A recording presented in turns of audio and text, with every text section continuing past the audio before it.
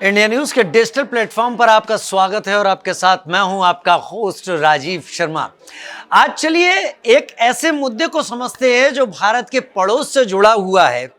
और भारत के पड़ोस से जुड़ा हुआ है तो जाहिर सी बात है आप ये सोच रहे होंगे कि मुझे यहाँ मैप लेकर आना चाहिए, लेकिन अगर चीज़ों को जानना है तो मेरी उम्मीद होगी कि आप लोग ज़रा सा पाकिस्तान का मैप खोल लें, अगर आप खोल सकते हैं तो, नहीं तो बाकी मैं आपको चीज़ों के हिसाब से समझाता चला जाऊंगा। दरअसल पिछले कई दिनों से ये बात चल रही है कि पाकिस्तान जिस हालत में आज की तारीख में आ गया है, पाकिस्तान के कई टुकड़े होने वाले हैं। हम लोग सुन लेते हैं इन बातों को और सुनकर यूं ही समझ लेते हैं ठीक है, अगर वॉर हुआ तो पाकिस्तान का ये होगा, वो होगा, ऐसे हो जाएगा। लेकिन ये सब कुछ ऐसे ही नहीं होता। पाकिस्तान अपने आप में कितना बड़ा देश है, पाकिस्तान के टुकड़े किस वजह से होने की बात होती है, इसे समझना भी जरूरी है। दरअसल जब पाकिस्तान बना था तो इसके लिए एक रेफरेंडम जनमत संग्रह जैसी बात हुई थी, जब मोहम्मद अली जिन्ना ने कहा था कि उसे इस्लाम के मानने वालों के लिए एक अलग देश चाहिए, वो हिंदुओं के अधीन मुस्लिम लोगों को नहीं रहने देना चाहता। और इसमें ज्यादातर वो लोग थे जिन्होंने पाकिस्तान के समर्थन में अपने वोट दिए थे। वो कहा जाता है और ये कई एक्सपर्ट इस बारे में कहते हैं, उत्तर प्रदेश और बिहार से जुड़े हुए बहुत सारे मुस्लिम लीग के समर्थक थे जिन्होंने इस प्रस्ताव को पास किया था और इस प्रस्ताव पर मुहर लगवाई थी। लेकिन दरअसल इस इलाके ने पाकिस्तान और भारत के बीच बंटवारे की लाइन खींची थी, लेकिन बंटवारा इस इलाके का नहीं हुआ, बंटवारा हुआ पंजाब से जुड़े हुए इलाके का। और तब जो हिस्सा बना उसे पाकिस्तान कहा गया। लेकिन इस मौके पर भी जब भारत और पाकिस्तान के लेकर बंटवारा हो रहा था, उस वक्त एक और देश आजाद हुआ था। 11 अगस्त 1947 को बलूचिस्तान सबसे पहले आजाद हुआ था। उसके बाद 14 अगस्त को पाकिस्तान और उसके बाद 15 अगस्त को भारत आजाद हुआ था। लेकिन खान ऑफ कलात, दरअसल बलूचिस्तान के कई हिस्से हैं जिसमें खान ऑफ कलात रीजन का, कलात के जो खान थे, जो वहां के नवाब थे, जो वहां के हुक्मरान थे, वो सभी रीजन के सर्वे सर्वा थे। कलात हो, मकरान हो, लसबेला हो, ये जितनी भी रियासतें थी इनके सबसे ऊपर खान ऑफ कलात थे। उनसे पहले जिन्ना ने प्रॉमिस किया कि ये एक अलग मुल्क के तौर पर रहेगा। फिर जिन्ना ने एन मोमेंट धोखा देकर फौज भिजवाकर बलूचिस्तान पर कब्जा कर लिया। अब आप स्थितियों को समझना शुरू कीजिए। इस बीच जिन्ना ने कबायलियों के भेष में अपनी फौज भिजवाकर जम्मू कश्मीर पर कब्जा करना शुरू किया। हालांकि जब तक भारतीय सेना ने जवाब दिया उसे परमिशन दी गई, क्योंकि कई लोग तो यह भी कहते हैं कि परमिशन देने में ही इतनी देर कर दी गई कि उस परमिशन के हाथ में आते आते भारतीय सेना जितना हिस्सा आजाद करवा पाई वो आज भारत के पास है और बाकी पाक ऑक्युपाइड कश्मीर के रूप में। तो हम लोग ये बात कर रहे थे कि पाकिस्तान के कितने टुकड़े होंगे और किस बिहाफ पर, किस बिना पर होंगे। तो पाकिस्तान के जो टुकड़े होने की बात है उसके पीछे एक वजह होनी चाहिए। दरअसल पाकिस्तान जहां पर बना था वहां पर आज के पाकिस्तान की भाषा क्या है, वो है उर्दू। उर्दू भाषा पाकिस्तान में कई रीजन पर थोप दी गई। दरअसल पाकिस्तान में पंजाबी बोली जाती है, पाकिस्तान में सिंधी बोली जाती है, पाकिस्तान में सिराइकी बोली जाती है, पाकिस्तान में बलूची बोली जाती है और पाकिस्तान में क्योंकि जम्मू कश्मीर का हिस्सा है तो वहां पर डोगरी भी बोली जाती है। ये कई भाषाओं का हिस्सा था और ये हमने देखा है कि भाषा के आधार पर क्षेत्र और जगहों का निर्धारण होता है। पाकिस्तान के आसपास के इलाके देखिए, गुजरातियों का गुजरात जो भारत में है, राजस्थानियों का राजस्थान जहां मारवाड़ी बोली जाती है, राजस्थानी, ऊपर पंजाब, उसके ऊपर आप जम्मू कश्मीर, डोगरी बोली जाती है। और पाकिस्तान के दूसरी तरफ अफगान, वहां अफगानी बोली जाती है, नीचे ईरान, वहां ईरानी बोली जाती है। हर जगह अपनी भाषा और अपनी संस्कृति के आधार पर है। यानी कुर्दों का कुर्दिस्तान, कजाकों का कजाकिस्तान, अफगानों का अफगानिस्तान, ईरानों का ईरान, और इधर भारत के हिस्से में अलग अलग सारी चीजें। ये पाकिस्तान एक अलग अजीब बना है जिसका कोई कल्चर नहीं है, जिसको बस पाक कह दिया गया और वो पाकिस्तान है। अब अगर पाकिस्तान में विद्रोह होता है तो पाकिस्तान कितने हिस्सों में टूटेगा, इसके पीछे आपको बताते हैं। जो भारत के गुजरात और समुद्री इलाके से छूता हुआ पाकिस्तान का इलाका है, ये है सिंध का इलाका पाकिस्तान का। यहां पर प्रमुख भाषा क्या है? सिंधी भाषा यहां बोली जाती है।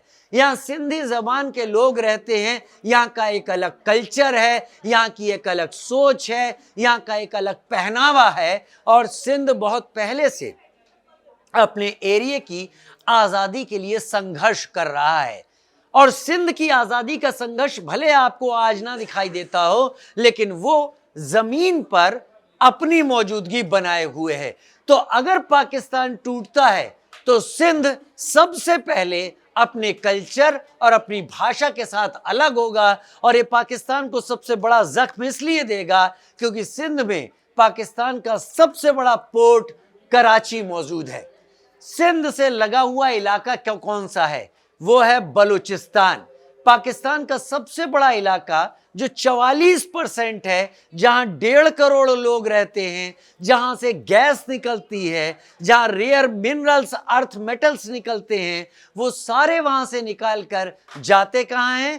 पंजाब में, ईस्ट पंजाब में, जो पाकिस्तान के हिस्से में है। लाहौर, इस्लामाबाद, ये सारा का सारा इलाका, यहां 15 करोड़ की आबादी रहती है, ये सारा वहीं चला जाता है। और वहां का 1.5 करोड़ आदमी जो है इस 44% एरिया में भूखमरी की जिंदगी काटता है। लिहाजा बलूच अपना आंदोलन 47 के बाद से अब तक चला रहे हैं। और अब Baloch Liberation Organization, Baloch Republican Guards और ऐसे बाकी संगठन, बलोच यकजहती कमेटी यानी BYC, अपने आंदोलन को आगे बढ़ा रहे हैं। और पाकिस्तानी आर्मी को रोजाना ऐसी चोट दे रहे हैं कि आसिम मुनीर और शहबाज शरीफ क्या दर्द महसूस कर रहे होंगे अलग बात है।